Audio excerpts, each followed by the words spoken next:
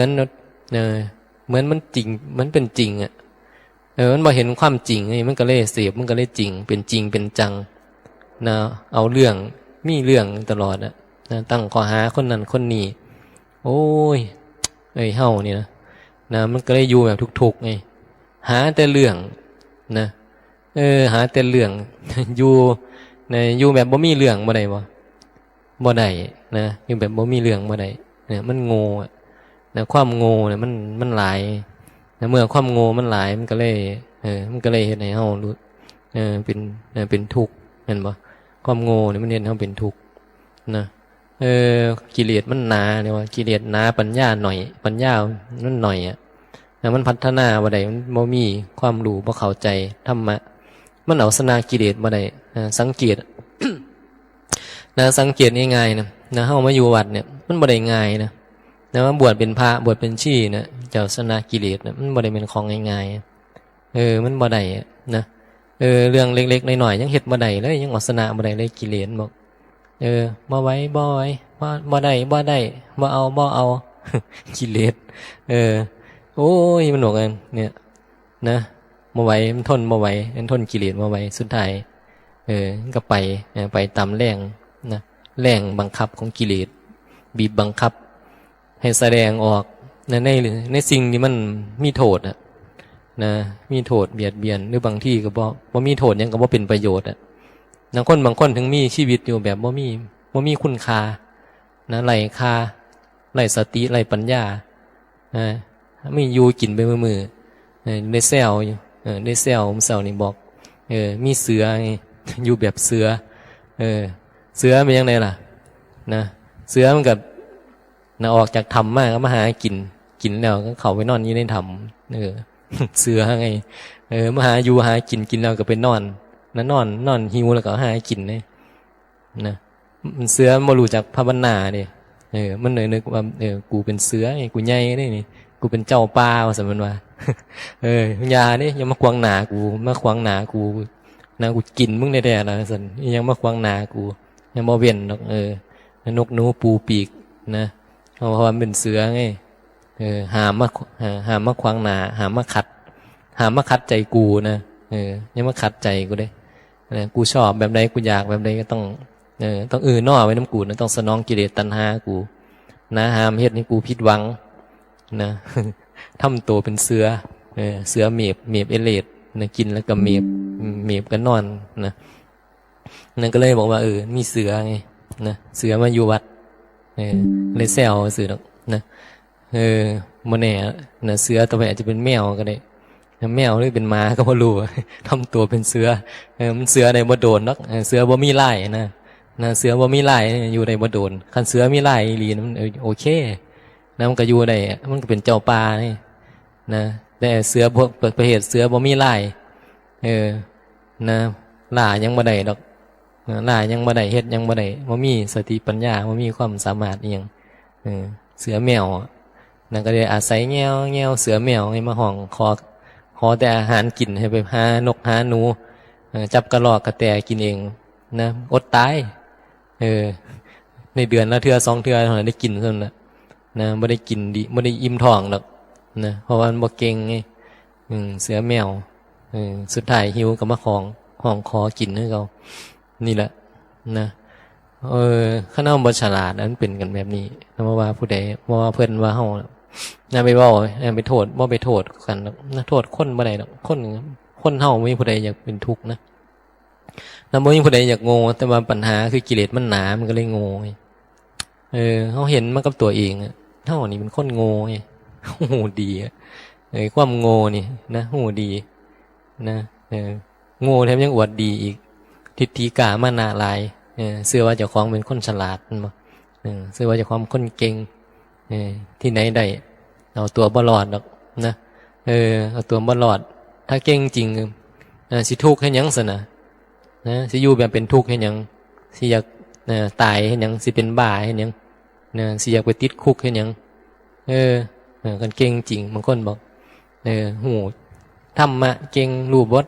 นั่นแต่ว่าอยากเป็นบ้า อยากไปติดคุกแบบนี้สิโอ้ยมันเก่งแบบเลยนะ มันเป็นบ้าตอนนั้นบ่ฮู้บ่ว่าเจ้าของเป็นบ้าอันนั้นบางคนบ่รู้ตัวนั่นบ่รู้ตัวว่าเฮาเนี่ยมันอาการหนักนะอาการมันหนักบ่ฮู้จะจังได๋ยังแก้บ่ได้นะบางคนนะมันเกินเยียวยาไง นะมันเกินเยียวยาไปอยู่ไสมันก็ละอานะอยู่เฮือนอยู่บ้านนะพ่อแม่เขาก็นะก็ไล่ขาหนีญาติพี่น้องเขาก็เบื่อหน่ายละอายใจนะผู้ใดก็สิเอาเป็นลูกเป็นผัวล่ะนะเอาเป็นผัวเป็นเมียเอาอยู่บ่คนบ่มีนะคุณสมบัติที่เนี่ยความดีบ่มีบ่ปรากฏนะบ่เฮ็ดหยังที่มันเป็นประโยชน์นะต่อตนต่อผู้อื่นอยู่แบบโง่ตื่นเช้ามามื่นตาขึ้นนี่มันก็มาหาศอกอยู่ศอกกินบ่มีกินกับปนกระดาบ่มีกินกับลักขโมยน้อยอกน้อยใจยังนะคือมันบ่มีความรู้ความสามารถบ่มีสติปัญญาบ่เฮ็ดประโยชน์อีหยังนะไปอยู่เป็นภาระเขาซื่อๆอยู่บ้านอยู่เฮือนแล้วก็ไล่หนีนะเป็นลูกเป็นเต้าเขาก็ไล่ขาหนีเขาบ่อยากเลี้ยงนะไผสิอยากมาเลี้ยงมันบ่เลี้ยงคนบ่ดีเลี้ยงหมายังดีกว่าหมามันยังกินแต่ของเหลือหรือมันบางทีมันก็ยังบ่สร้างปัญหานะหมามันกินแล้วมันก็ยังมีประโยชน์บางทีเฮาหอนให้อยู่แต่ว่าคนบางคนบ่แม่นเลยนะเลี้ยงไว้แล้วมันมีโทษนะมีโทษมันบ่มีประโยชน์นะมันมันเห็นนะคนที่เกี่ยวของแล้วมันเดือดร้อนนะมันเบียนด้วยเหตุที่กิเลสมันหนาเนี่ยไอ้กิเลสมันหนาเข้าใจว่ากิเลสมันหนาต้องบอกแง่ๆสิกิเลสมันหนาไงไผล่ะผู้ใดเฮานี่ล่ะนะคันเฮาบ่ฮู้ว่ากิเลสมันหนามันก็บ่ฮู้จักจัดการกิเลสไงนั่นก็บอกให้เฮานั่นรู้ไว้ว่ามีชีวิตอยู่แต่หนีไปหามือตายอยู่แบบเป็นทาสกิเลสเด้อว่าซั่นนั่นอย่าสินาอะไรกิเลสนะว่าซั่น นะอย่าสิครอบงำจิตวิญญาณเฮาหลายเบิ่งหลวงปู่หลวงตาครูบาอาจารย์นะเบิ่งผู้ที่เพิ่นนะฝึกนะตนเองนะเพิ่นละกิเลสนะมันยังจะบ่เป็นทุกข์นะอย่าโง่อย่าหลงหลายนะมีก็อย่าเพลินหลายอย่าเพลินก็มันหลายนะให้ดูว่ามันนะสิ่งที่เฮามีที่เฮาได้ที่เฮากำลังเก็บไว้ที่เฮาก็รักษาไว้เนี่ยอีกหน่อยมันก็บ่มันก็บ่แม่นของเฮาดอกนะมันสิต้องพัดพรากจากไปนะบ่ได้หยังจากมันดอกนะให้เฮาอย่าพากันนั่นหลงนั่นต้องเตือนตัวเองไว้นะเห็นอยู่บ่นะพระพุทธเจ้าเพิ่นถึงมีหลายมันยังบ่หลงเลยนะบ่หลงว่าโอ้ยปราสาทราชวังเนี่ยมันของกูแนวกูสิกลับไปอยู่ไปนอนเสวยความสุขไปเสพนะไปมั่วเมาพัวพันอยู่กับกามคุณทั้งหลายพุ่นนะเพิ่นก็บ่เฮ็ดไงเพิ่นมาสอนเห็นอยู่บ่เพิ่นมาสอนปัญจวัคคีย์อยู่นั่น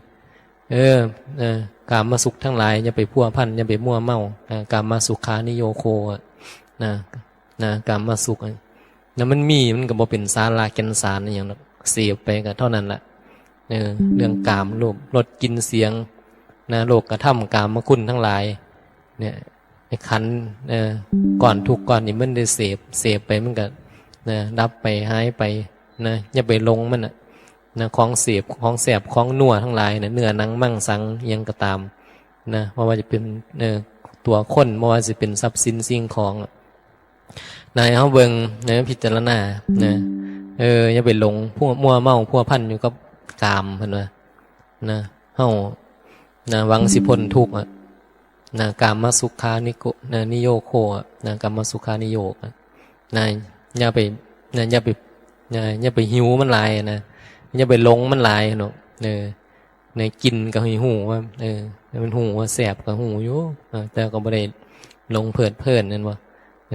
มีอยู่มีกินมีใส่มีโน่นนี่นั่นนะก็บ่ให้เพลินบางคนยังมีลูกมีผัวมีครอบครัวอยู่ก็บ่ใ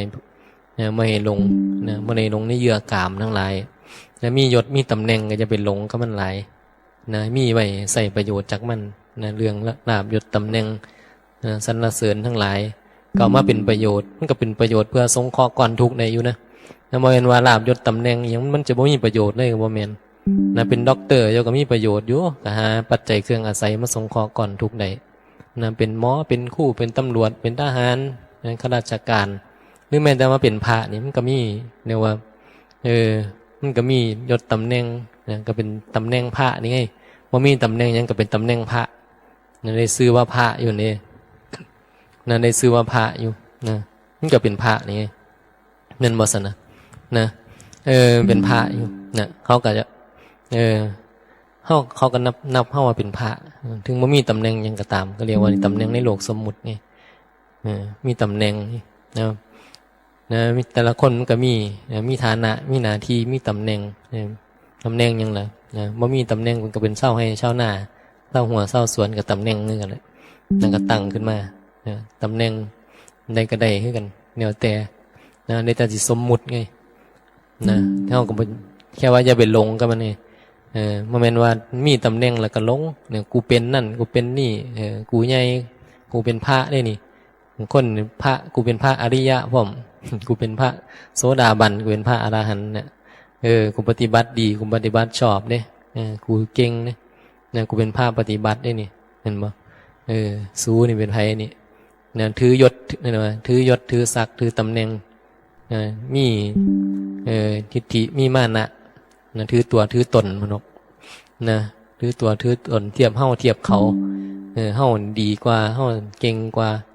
เนี่ยมันเทียบมันนะมันหลงไงนะมันหลงนะครับมันหลงแล้วมันก็อยู่แบบยุ่งยากวุ่นๆไม่ไหวนะเรื่องเล่าต่างๆของชีวิตนี่โอ้ยากที่จะเหตุในคนเอาบ่หลงนะเพราะคนบ่มีการศึกษาไงนะเป็นยังกระหลงกับนั่นเป็นด็อกเตอร์กระหลงนะเพราะเป็นด็อกเตอร์เป็นหมอเป็นครูตำรวจกระหลงเป็นพระก็ยังหลงเลยกูเป็นพระเด้กูเป็นพระกูเป็นอาจารย์เด้กูเป็นพระครูเด้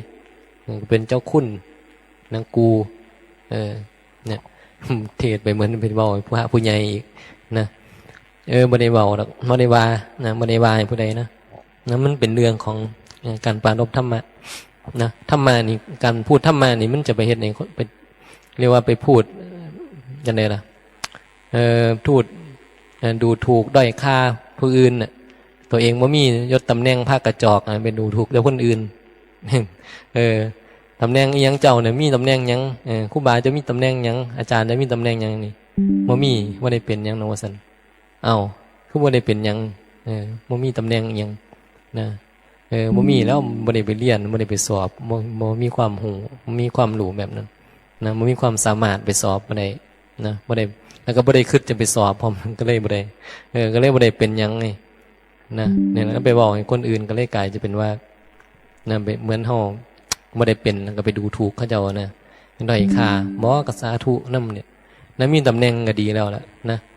แต่ว่าถ้ามีตำแหน่งแล้วมันมีก็มาใส่ให้เป็นประโยชน์นะบ่ว่าผู้ใดอยู่ในตำแหน่งใดนะมาใส่เป็นประโยชน์ก็เป็นประโยชน์นะเป็นพระครูเป็นท่านเจ้าคุณเป็นอีหยังก็ตามนะเป็นพระอาจารย์เป็นมหาจังซี่คือจังหลวงปู่หลวงตาครูบาอาจารย์บางองค์เป็นมหานะคือจังหลวงตามหาบัวก็เป็นมหาบ่นะเป็นพระผู้ใหญ่พระสันธรรมหมู่นะสันเทพสันธรรมสันพรหมนะนั่นก็นั่นถือว่าเป็นพระผู้ใหญ่นะมันก็เลื่อนมีตำแหน่งนะมีตำแหน่งนะมีตำแหน่งแต่งตั้งมีสมณศักดิ์ให้เฮาเป็นพระกระจอกนะเฮาก็พูดถึงเรื่องนะพระหรือโยมที่มีตำแหน่งเฮาก็พูดนะเพื่อเป็นธรรมะนะให้เพิ่นได้ให้เฮานี่ล่ะนะได้พิจารณาว่าลาภยศตำแหน่งสรรเสริญสุขโลกธรรมกามคุณทั้งหลายนะอย่ามั่วเมาอย่าเพลิดเพลินก็มันหลายนึกถึงคำสอนของพุทธเจ้าแน่เพิ่นบอกนะกามสุขานุโยคนะการพัวพันอยู่ในกามนะมันเป็นทุกข์นะการเฮาหวังพ้นทุกข์นะอย่าไปพัวพันก็มันหลายเรื่องกามนะให้ละแน่ออกจากมันแน่เน้นบ่ซั่นนะก็เพิ่นสอนไว้ไงก็เว้าตามพระพุทธเจ้าไงบ่แม่นเว้าตามเฮ็ดตามพระพุทธเจ้าล่ะบ่แม่นว่ากุศลาตังมากุศลาเอาตังมานะโมตัสสะตังนะโมเอาเงินมาได้ขายแต่นะโมกินอยู่เสมอก็บ่ไหวกุศลาก็เอาเงินมาเอาตังมาอย่างเดียวสิ่งก็บ่ดีนั่นบ่ถูกนะมันจังได๋ล่ะมันบ่แม่นทางพระพุทธเจ้านะพระพุทธเจ้ามันสอนบ่ให้พวกมัวเมากับเรื่องสิใดดีมีเป็นอิหยัง เฮาก็เท่าที่มันได้ที่มันมีเหตุมีปัจจัยนะตามสมควรนั่นแหละสมควรสิได้อยู่ศาลาหลังใหญ่อยู่กุฏิหลังใหญ่ซำไหนก็เบิ่งตามความฐานะตามความเหมาะสมมันบ่เบียดเบียนมันเฮ็ดได้ก็เฮ็ดไปได้มีรถคันได้มีรถตู้งามๆขี่คันมีปัจจัยเครื่องอาศัยมันก็ซื้อได้นะเฮ็ดได้นะใส่ของที่มัน คือมีของที่มันมีคุณภาพนะใส่ของที่มันมีคุณภาพของที่มันดีถ้าเรามีเงินมีปัจจัยเครื่องอาศัยมีเงินไปแลกเปลี่ยนมาแล้วมันเฮ็ดให้ตัวเองเดือดร้อนนะมีเงินล้านมีเงิน100 ล้านปฏิใส่เงินก็สิมาใส่เงิน50 ตังค์เงินสลึงซะบ่สิมาใส่แต่เงิน100เงินพันอันที่เหลืออยู่นั่นสิเอาไปเฮ็ดหยังล่ะบ่เฮ็ดหยังเอาฝากธนาคารไว้ซื้อธนาคารเขากินดอกไปซื้อให้เขาไปให้เขาไปปล่อยกู้ซื้อตัวเองมาอยู่ตูบต่อเหล้านี่อยู่เนี่ยบางคนอยู่เฮือนนิดหน่อยแบบมันก็บ่สมฐานะ ดื้อมาสร้างศาลาห่างๆมาอยู่ก็บ่ควรเห็นบ่ซั่นน่ะมันก็เฮ็ดให้มันสมกับเงินทองที่เฮามีนั่นนะมันสมควรในแก่ฐานะของตัวเองให้เป็นโยมก็ได้นำพระก็สมควรแก่เหตุปัจจัยที่เฮามีเฮ็ดแล้วบ่เดือดร้อนเฮ็ดแล้วบ่เป็นทุกข์เฮ็ดแล้วธาตุขันธ์ก็ได้อาศัยพึ่งพาอาศัยมันเครื่องอาศัยไงกุฏิวิหารศาลาโบสถ์รถลาโน่นนี่นั่นปัจจัย4ปัจจัย5มีก็บริหารจัดการเอามาใส่ใจมันพอเหมาะพอดีพอเหมาะบ่แม่นฟุ่มเฟือยสร้างศาลาก็วัดนึงมีวัดเดียวมีศาลาอยู่5ศาลาจังซี่ก็บ่แม่นนี่2ศาลา3ศาลา2สัน3สันเฮ็ดไว้ให้นกให้หนูให้ยังไม่อยู่บ่ใส่เฮ็ดไว้ยายไปมีหม่องสิเฮ็ดเฮ็ดจักสิเฮ็ดไปหยังหลายเนี่ยมันมันว่าเป็นประโยชน์ก็บ่ต้องไปเฮ็ดอันบ่ซั่นน่ะมันมีแล้วก็หลังนึงแล้วก็ดีแล้วก็บ่ต้องเฮ็ดมีหลายก็ไปบริจาคก็ไปสงเคราะห์อย่างอื่นในมันขาดแคลนก็มาลองดูพิจารณามึงดูมีตรงใดเดือดร้อนขาดแคลนโรงพยาบาลเดือดร้อนบ่การศึกษาเป็นจังไดโรงเรียนเดือดร้อนบ่อิหยังเดือดร้อนบ่ขาดตรงใดอันใดมันบ่สะดวกตรงใดมันขาดแคลนบ่แม่นว่าวัดมีบ่ซุอย่างซุแนวแล้วก็สร้างมันอยู่นั่นแหละสร้างอยู่นั่นโปรโมทอยู่นั่นน่ะสร้างคนมาเที่ยวคนน่ะเห็นคนมาเที่ยวมีความสุขแม่นบ่มันกับผิดทางพระพุทธเจ้านะไอ้เรื่องพวกนี้มันผิดทางพระพุทธเจ้าพอผิดทางพระพุทธเจ้าแล้วมันกับมาไปทางสิพ้นทุกข์ตัวกูมันก็แสวงหาเหยื่อหาเครื่องเสียบไปมือซื่อบวชเข้ามาเลยกลายเป็นว่าสิบ่ได้มาภาวนาบ่ได้มาปฏิบัติธรรมเนี่ยมันสิกลายเป็นว่าบวชมาแล้วมาหาอยู่หากินซื่อแล้วบัดนี้สุดท้ายเป็นจังได๋บัดนี้ก็มาทะเลาะกันมาแย่งเหยื่อกันเรื่องสิได้นั่นได้นี่ได้ดีมีเป็นทั้งหลายโอ้สารพัดสารพัดแต่แนวสิบุญวายคันเฮาบวชเข้ามาแล้วมาทำมาดิ้นรนฮะเนี่ยโลกธรรมกามคุณเนี่ยมันนี่แล้วมันบ่านึกกามสุขกามคุณทั้งหลายเนี่ยขั้นใดสร้างได้เฮ็ดแล้วก็มีความสุขนี่แล้วพระเพิ่นนี่ศาลาหลังบักใหญ่เพิ่นก็ไปโบสถ์หลังใหญ่ๆไปวัดใดเพิ่นก็เบ่งได้แล้วเพิ่นนี่ โอ้สร้างโบสถ์หลังเนี่ยบ่ธรรมดาเด้อสัน50 ล้านเด้อเนี่ยบ่ได้คุยเด้อเท่านี้นะในคุยแล้วว่าสร้างสร้างโบสถ์หลังละ50 ล้านศาลาเฮาก็บ่ได้เบิดนิดหน่อยเด้2 สันเฮาว่าสิเฮ็ดฮอด3 สันพุ่นแล้วว่าซั่นแท้บ้านเฮาหาใหม่ซื้อตัวว่าซั่นมาอย่างบ่อึดแต่ผู้เงินมาทานนั่นขี้โม้ก็ยังมีพระนะขี้โม้อีกบางทีนะนี่นะคันมีเนี่ยคำว่ามาขี้โม้ซะขี้โม้อวดหมู่เนี่ยมาสร้างอวดกันนั่นมาซั่นน่ะโอ้มันบางทีมันก็เสียมันบ่มีประโยชน์บางทีเบิ่งแล้วบางทีสร้างไว้บ่ค่อยได้ประโยชน์หรอกนะมันโดนสิได้ใส่ไม่ออกมาบ่ได้ดอกย่ำเขาพรรษามานอนกับมานอนอยู่บ่ย่อเอเยะบ่มีประโยชน์วัดทุกมื้อนี่สร้างใส่งบประมาณหลายคือ นะจะพูด นะจะพูดถึงสมบัติในศาสนาพุทธเนี่ยแล้วมันเลี้ยงสัตว์โลกได้คนไทยนี่ให้ขายวัดเนี่ยขายโบสถ์ขายศาลานะขายเจดีย์ขายโน่นนี่นั่นที่มันลงทุนไปเห็นบ่เราเอามาเลี้ยงปากท้องคนที่มันอยู่ในประเทศไทยนี่อยู่สบายเลยนะ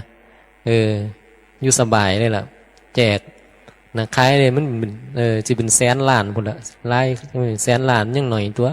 เอามาแจกเมื่อนี้แจกคนหัวละเท่าใดล่ะหัวละผู้ละล้านคนไทยบ่ได้ฮอดแสนล้านเนาะมีแค่60 ล้านคน70 ล้านคนนึงเป็นบ่ซั่นนะมาแจกที่ละบัดนี้ขายสมบัติเรียกว่าขายอิฐหินดินปูนที่เฮามาลงทุนเฮ็ดกันนะเพราะว่าเจดีย์บางบ่อนนี่หมดเป็นเท่าใดล่ะ500 ล้าน1,000 ล้านวัดแต่ละวัดเนี่ยสร้างอย่างอันนั้นอันนี้ขึ้นมานี่โอ้ยพระพุทธรูปนะขายมาทีละขายมาเบิดโลกนี่มาร่วมกันนี่สมบัติพุทธนี่มันเป็นโอ้ยหลายแสนล้านประเมินบ่ได้หรอกนะศาสนาพุทธเนี่ยนะมีเรียกว่ามีทรัพยากรนะในที่นี้ที่ชาวพุทธห้องภาคกันสร้างขึ้นมานี่ไม่ได้น้อยนาศาสนาอื่นหรอกนะถ้าเอาไปประเมินราคาแล้วนะไม่น้อยนาศาสนาอื่นนะชาวพุทธนี่รวยโคตรจะรวยนะสร้างเจดีย์สร้างโบสถ์สร้างศาลาสร้างโน่นนี่นั่นสารพัดแต่สิสร้างนะบ่อึดบ่อยากนะนี่แหละสร้างได้เนี่ยรวยบ่นะรวยไงนะแต่ว่าประโยชน์เป็นยังไงประโยชน์ได้นิดหน่อยนะบางวัดนี่สร้างไว้ล่างนะวัดล่างสร้างพญานาคพิมพ์ไว้พญานาคกับเฝ้าวัดอยู่นั่นแหละพญาคู่บ่ไปจักเทื่อยังคู่บ่เห็นไปโพแป๊บนึงก็หนีโอ้ยบ่อยู่ดอกวันนี้นะหนีวัดนี้บ่ส่งบ่คือนะกันพาบอกเลขบอกถึกดีก็สร้างพญานาคไว้มันก็บางทีบอกไปบอกมาบ่ถือโยมก็เศร้ามาไงพญานาคก็เลยได้นอนเฝ้าวัดตายข้าวัดอยู่นะพญานาคบ่ได้ใส่ห่างข้าวัดอยู่นะ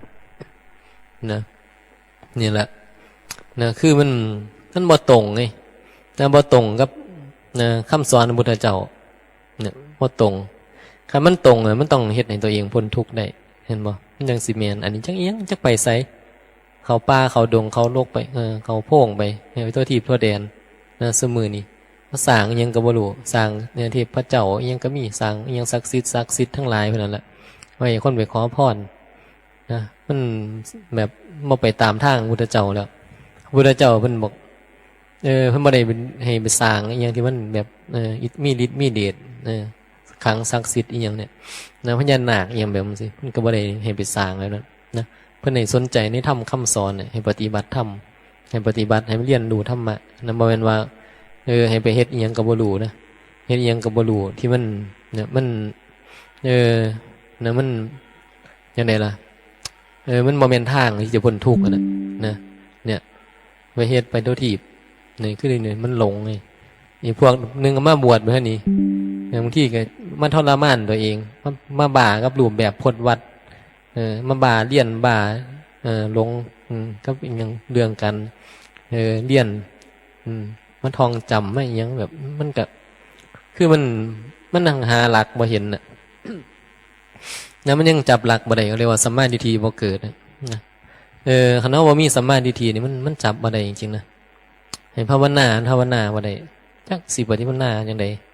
เห็นบ่สิปฏิบัติจังได๋ล่ะว่าท่านนี้ปฏิบัติภาวนาจังได๋ก็บ่รู้จักสิปฏิบัติจังได๋เพราะว่าเฮาจับหลักธรรมคำสอนบ่ได้ไงนะเฮาจับบ่ได้มันก็เลยแบบบ่รู้วิธีการที่จะปฏิบัติเห็นบ่จะปฏิบัติจังได๋ปฏิบัติแบบใดเห็นเนี่ยก็เลยกลายเป็นว่ามาเรียนคัมภีร์มาท่องจำไปซื่อท่องจำคัมภีร์ซุ่มมาเรียนหรือผู้ปฏิบัติก็มารักษาพจน์วัดแบบเคร่งครัดมาเข่งคันให้พจน์วัดเอาแต่รูปแบบอย่างเดียวไม่ได้แต่สติอย่างเดียวไม่ได้ปัญญานะไม่มีปัญญาบ่ละนะเข่งคันแล้วก็มาเอาถูกเอาผิดกันแล้วมาเถียงกันเนี่ยอันนั้นเนี่ยนั้นมันว่าเป็นตามนะพระวินัยข้อนั่นข้อนี้อันนี้มันเป็นตามพระวินัยอันนั้นอันนี้ก็เรียกว่าเอาแต่วินัยมาเถียงกันในบทนี้ นะเถียงกันเป็นจริงเป็นจังนะบ่ได้บางสิ่งบางอย่างมันบ่มีความจำเป็นก็ยังเถียงกันอยู่ ยังเสียวให้มันเสียมันสำคัญนะบางทีบางอย่างมันก็บ่ได้สำคัญอย่างนั้นมันหมดหมดการหมดสมัยอย่างสิมันแต่ว่าคนที่แบบคงเพิ่นคงไว้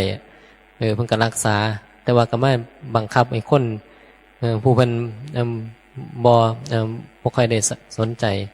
นะบ่ค่อยได้นึกถึงกับกลายเป็นเป็นเหยื่อก็เลยกลายเป็นทะเลาะกันนะทะเลาะกันเรื่องพระธรรมพระวินัยอย่างแบบนี้นะคันเฮาบ่เข้าใจมันสิเป็นจังซั่นล่ะนะคันเฮาเข้าใจแล้วมันสิบ่มีปัญหาดอกเฮาก็สิทรงธรรมทรงวินัยไว้เท่าที่มันมีความจำเป็นนะธรรมะก็บ่ต้องเอาหลายก็ได้เอาแค่อริยสัจ4นะเอาแค่เอามาหยิบแค่หยิบมือนึงก็ได้บ่ต้องเอาไปเอามาเบิดก็ได้เอามาปฏิบัติภาวนาให้มันเข้าใจเอาง่ายๆก็ได้นะมันจะเลื่อนยังไงนะมันจะเลื่อนเมตตาจะเลื่อน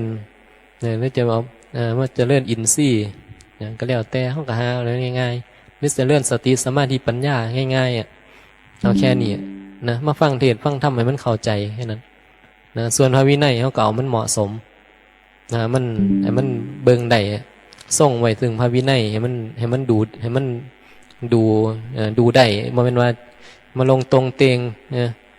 เฮ็ดขี้หลายย่านตรงเลงอย่างแบบนี้มันบ่แม่นนั่นว่าซั่นน่ะก็บ่ได้ตึงจนแบบเครียดจนแบบกระดุกกระดิกบ่ได้ตีงขิงบ่ได้ตีงซ้ายก็บ่ได้ตีงขวาก็บ่ได้มันสิผิดพระวินัยนะเหมือนที่เพิ่นบอกแนวปลูกไม้กวาดใส่ต้นไม้ไว้ผูกต้นไม้ผูกไม้กวาดใส่ต้นไม้ไว้นำไปทางใดบ่ได้อย่างแบบนี้มันก็ยุ่งยากเกินมันก็เกินไปบาดคันบ่เผาก็บ่ซั่นก็ดิ้นรนมันบ่ซั่นน่ะบ่ได้คันบ่ได้เผาบาดนี่ บางคนบ่ยอมมันก็ทะเลาะกันบาดต้องบาดบ่มบาดยังก็ว่ากันไปมันวุ่นวายผ่าก็ต้องแบบนั้นแบบนี้สารพัดเยอะแยะนั่นบ่ซั่นน่ะงั้นบ่แม่นนั่นก็บ่ได้ต้องผ่าต้องเท่านั้นเท่านี้มีสำเร็จออกมาเรียบร้อยแล้วแล้วก็อันใดมันพอดีงามมันพองามแล้วก็รับกันได้นะเขาเรียกว่าทรงพระธรรมทรงพระวินัยให้มันดูดีดูงามให้มันเหมาะให้มันอยู่แล้วก็สังคมเฮาเข้าใจร่วมกันรับกันได้มันก็อยู่กันได้นะมันก็เฮ็ดให้มีความสุขได้นะบ่เกินนะบ่ย้อนเกินไปถ้ามันย้อนเกินไปนะเขาเห็นแล้วคนเห็นพระปฏิบัติย้อนย่านบ่สำรวมบ่ระวังบ่มีความสำรวมบ่มีความระวังบ่เรียบร้อยนะคนมองกันดูเป็นทุกข์นะเป็นทุกข์เห็นแล้วโอ้ยพระอีหยังแบบนี้มันก็มองบ่ดีเห็นบ่ซั่นนะ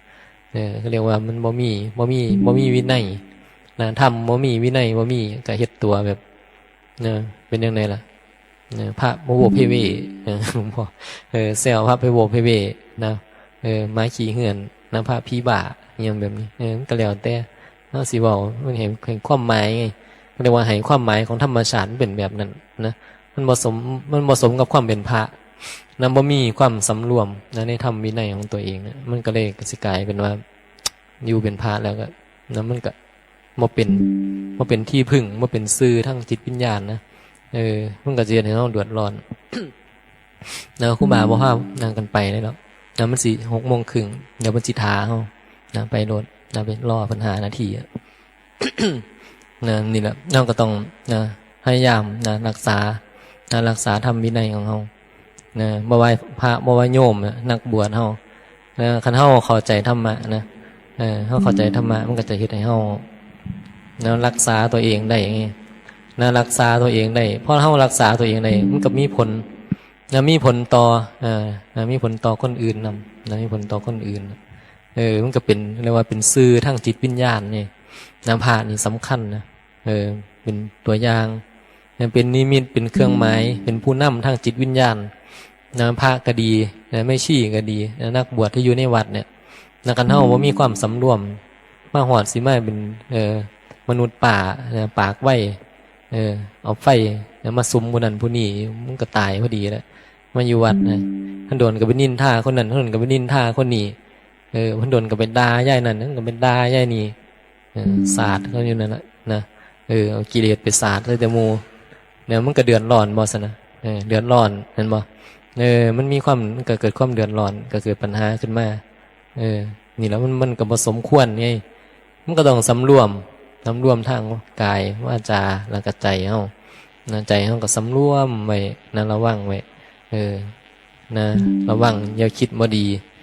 อย่าคิดแต่เรื่องแต่บ่ดีอะไรนะคิดเรื่องดีๆได้มั้ยเนาะคิดบวกเนี่ยนะอย่าคิดแต่เป็นคิดแต่เรื่องบ่ดีบางคนคิดแต่เรื่องบ่ดีพอคิดแต่เรื่องบ่ดีแล้วตัวเองก็เป็นทุกข์เพราะตัวเองเป็นทุกข์แล้วก็แสดงออกมาให้คนอื่นเดือดร้อนพลอยเป็นทุกข์ไปนำเนี่ยมันมีโทษจริงๆนะนั้นมีโทษนะก็เลยต้องพยายามนะเฮาต้องนี่มาจัดการความคิดก่อนละหนึ่งคือห้ามหลงพยายามจะหลงความคิดนะจัดการความคิด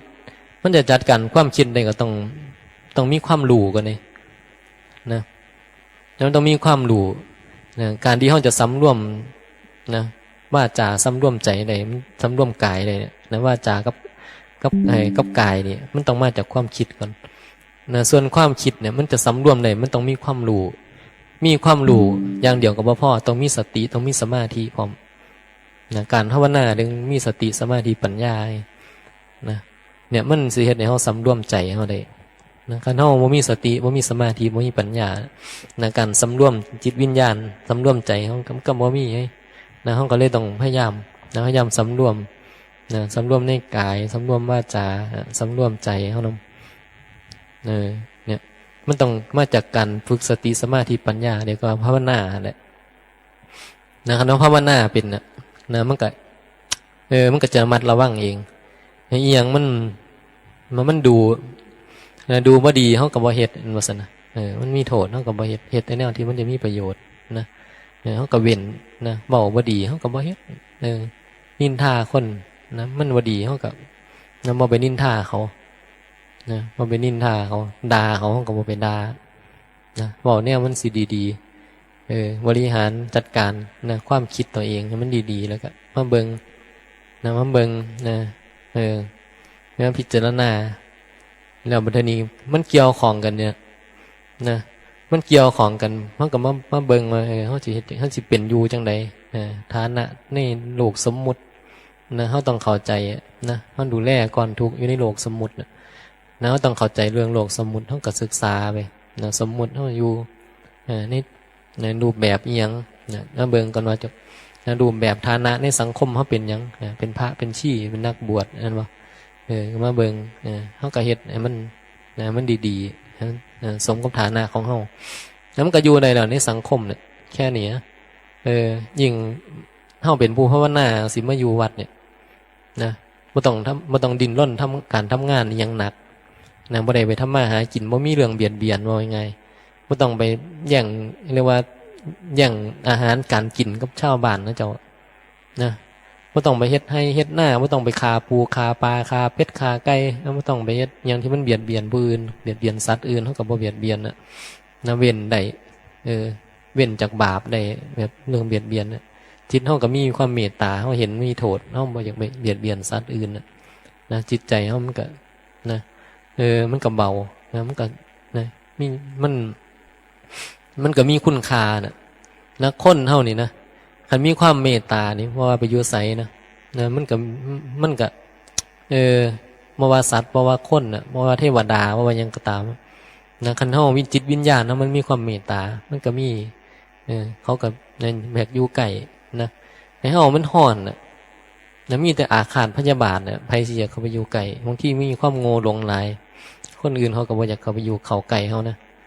ความโง่กิเลสมันหลายมันเฮ็ดให้เบียดเบียนมันก็บ่มีผู้อยากเข้าใกล้เนี่ยมันก็เลยกลายเป็นตัวเองแต่พอให้เดือดร้อนไปนำคนไม่คนที่บ่รู้ธรรมะคนที่ยังบ่มีการฝึกตนเองปัญหามันก็หลายปัญหาหลายแล้วอยู่นำแล้วก็โอ้เห็นแล้วมันก็บ่รู้จะแก้ไขแบบใดบางทีเฮาก็เอามาเป็นเครื่องศึกษาเนาะคนบ่ดีบางทีมันปฏิเสธกันบ่ได้คนบางคนมันปฏิเสธกันบ่ได้นะคือยังพอจังแม่ญาติพี่น้องลูกเต้าเฮาคนที่เกี่ยวข้องกันมันปฏิเสธกันบ่ได้ในเฮาก็เฮ็ดหยังเขาบ่ได้เฮาก็ต้อง ต้องดูแลด้วยหน้าที่เห็นบ่บางคนนี่มีลูกบางคนลูกบ่ดีก็ด้วยหน้าที่ตัวเองก็ต้องดูแลแล้วมีพ่อมีแม่ยังมีพ่อมีแม่อยู่ก็ต้องปฏิเสธบ่ได้ต้องให้พ่อขี้เหล้าบ่ดีแม่บ่ดีแล้วสุดท้ายมันก็เป็นภาระของเฮาเรียกว่ามีบุญคุณต่อเฮามาแล้วก็เฮาก็นึกถึงบุญคุณตอนที่เพิ่นเคยเคยเฮ็ดเคยเลี้ยงเฮามาอย่างนี้นั่นก็ตอบแทนไว้นะส่วนจะไปแก้ไขยังก็แก้ไขบ่ได้นะส่วนคนที่บ่มีล่ะบ่มีคุณนะบ่มีคุณน่ะบ่เคยมีประโยชน์บ่เคยทำประโยชน์ต่อเฮาอันนี้มันปฏิเสธได้อยู่นะปฏิเสธในยุทธเมื่อเขามานะเมื่อเขามาแล้วนะเขามาเกี่ยวของกับเฮาแล้วมันเกิดปัญหานี่เป็นเรื่องเป็นคนแบบคนผ่านนะมาอยู่นำบางทีเขาก็ต้องบริหารจัดการให้กันนะให้โอกาสคนก็จริงอยู่ในการมาอยู่ยังการที่มาอยู่วัดเนี่ยนะคนมาอยู่วัดเนี่ยนะบางที่บางคนนะมันมาอยู่แล้วมันนะบางทีมันบ่ได้ประโยชน์นะบ่มีประโยชน์แถมยังมีโทษอีกต่างหากนะคนนี่มีโทษต่างหาก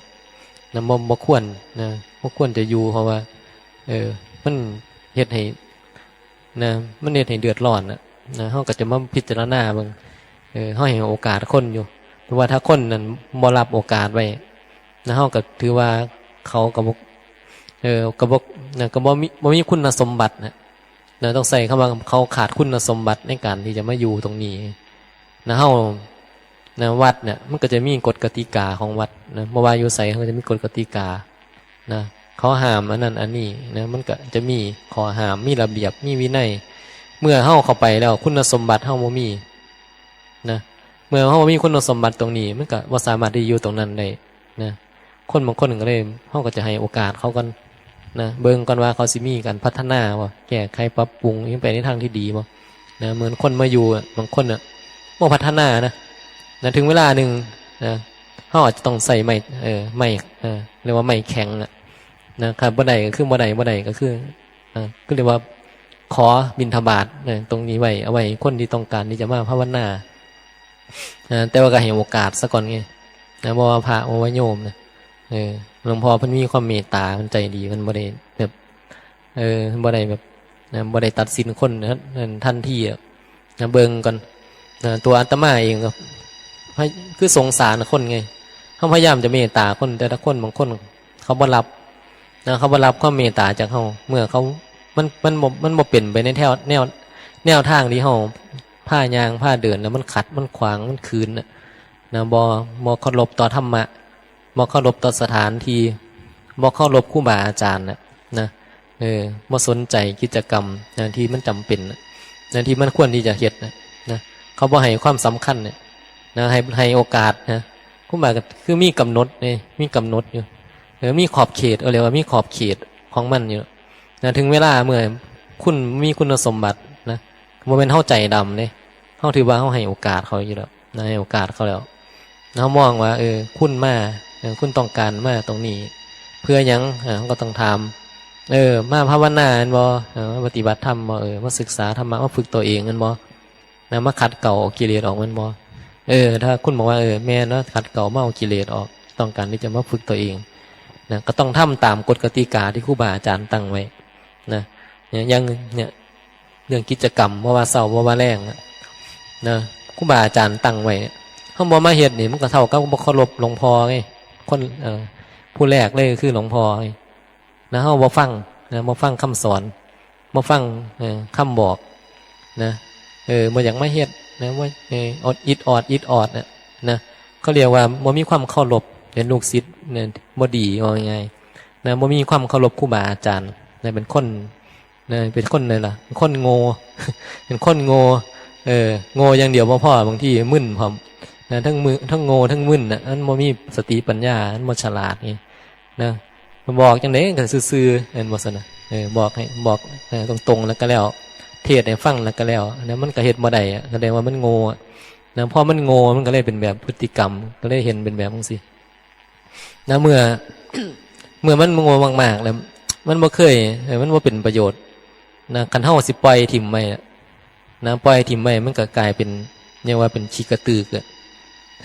ขี้กระตือก็มันมาก่อกินใส่เฮาซื่อเฮาแห่งผู้น้อยอยู่มาก่อกินใส่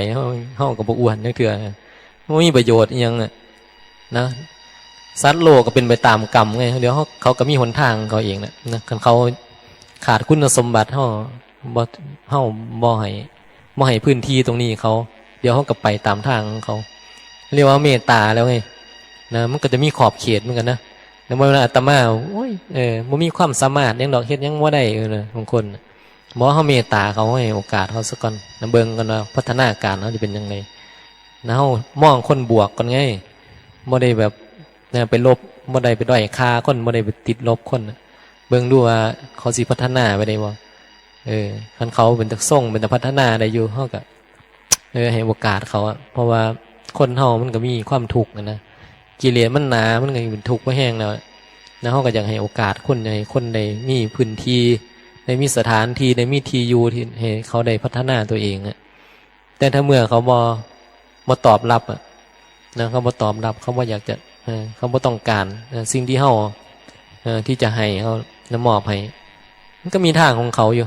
พระเทวทัตก็มีทางเพิ่นทางนรกอ่ะพระพุทธเจ้าเทศน์ให้ฟังแล้วก็แล้วบอกแล้วก็แล้วสอนแล้วก็แล้วพระเทวทัตก็บ่เอาความนี่สิไปลงนรกอย่างเดียวเนี่ยว่าเนี่ยเขามีกรรมของเขาไงนะเขามีกรรมของเขาไอ้สัตว์โลกมันมีกรรมมันก็ไปตามกรรมของเขานั่นก็ในประเทศยังบ่ได้จัดการยังบ่ได้นะเขาบ่ได้ใจร้ายนะเขามีเมตตาอยู่แต่ว่าคนบางคนเขาบ่มีคุณสมบัติเองนะเขาขาดคุณสมบัติกิเลสหนาปัญญาหน่อยเนี่ยความโง่หลายอ่ะโง่เลยแถมยังอวดฉลาดอีกนะบางคนโง่เลยยังอวดฉลาดอยู่นี่แหละมันบ่เข้าใจไงว่าตัวเองโง่นะมันก็เลยทึ่มถืออยู่นั่นแหละกษัตริย์พระเทวทัตมันก็คงจะแก้ไขได้นะมันก็เป็นเหตุปัจจัยแบบนั้นไงนะมันก็เลยกลายเป็นแบบนั้นคนเฮาอย่าคิดว่าโอ้คนคือกันแล้วกับเฮาซั่นเขามองเฮากับคนคือกันแหละแต่ว่ามันบ่คือกันไงคือเฮามองครูบาอาจารย์นี่แหละนะเพิ่นก็คนคือกันแล้วกับเฮามันสิดีกว่าเฮาส่ำใดอยู่นี่บางคนนึงเทียบเขาเทียบเฮาแม่นบ่เพิ่นก็บ่เพิ่นก็บ่ได้ดีเลื่อนเฮาดอกอีหยังแบบนี้คนด้วยกันคนเขาถึงบอกบางคนเขาถึงบ่กราบบ่ไหว้พระไงบ่เคารพครูบาอาจารย์ไงมันถึงแข็งๆแบบทื่อๆแข็งกระด้างนะเพราะว่าหยังพอทิฏฐิมานะมันบอกว่ากับคนด้วยกันไงนะหลวงพ่อกับคนด้วยกันแล้วกับเฮานะบ่ได้ดีเลื่อนเฮาดอกคนน่ะเนี่ยตัวเองไอ้กิเลสยังหนานะบางทีนะหาเลี้ยงปากเลี้ยงท้องก็บ่ได้นะบ่ว่าเป็นพระบ่มีร่องนะบ่บวชเป็นพระบ่มาอยู่วัดหรือบ่มาเป็นนักบ่มาเข้ามาในวัดนู่นน่ะบ่เป็นพระเป็นโยมบ่มาอยู่วัดนู่นนะสิหากินกุมปากกุมท้องอยู่บ่นะคันเฮ็ดได้ซ้ำนี่นะคันเฮ็ดได้ซ้ำนี่หรือให้ไปอยู่ทางอื่นล่ะสิอยู่นำเขาได้บ่ไปส่งไปอยู่วัดอื่นว่าซั่นเป็นพระเป็นโยมเป็นอุบาสกอุบาสิกาอยู่อื่นไปพระรูปนี้ไปอยู่วัดอื่นไปไปเบิ่งดูมันสิเป็นจังไดนะสิอยู่นำเขาได้บ่สิมีปัญญาพอที่จะเลี้ยงรักษาตัวเองไว้ในพระธรรมวินัยได้บ่รักษาตนเองนะเลี้ยงปากเลี้ยงท้องไปหามือตายได้บ่นะลองพิจารณานะแล้วขนาดเป็นพระเป็นนักบวชหรือเป็นอุบาสกอุบาสิกายังซ้ำนี่นะการงานแค่หยิบมือนึงเนี่ยยังเฮ็ดบ่ได้นะแค่มันสวดมนต์นั่งสมาธิภาวนายังเฮ็ดบ่ได้ออกไปทำมาหากินทางนอกสิเป็นจังไดนี่นะมันสิบ่ใสแห้งมันว่านี่แหละมันบ่มีปัญญาไงยังว่ามันโง่นะจักสิบอกความใดนะคันนอกว่านอกจากสิว่ามันโง่กิเลสหนามันโง่ไง มันก็มีอยู่ซ้ำนั่นไงสิบอกตรงๆไงอ้อตรงๆไงแม่มึงสิบ่ต้องไปไหว้หนาดอกกิเลสมันหนาก็ใส่มันหนาๆอย่างนี้ละตัวอาตมามันคนกิเลสหนาไงพากิเลสหนา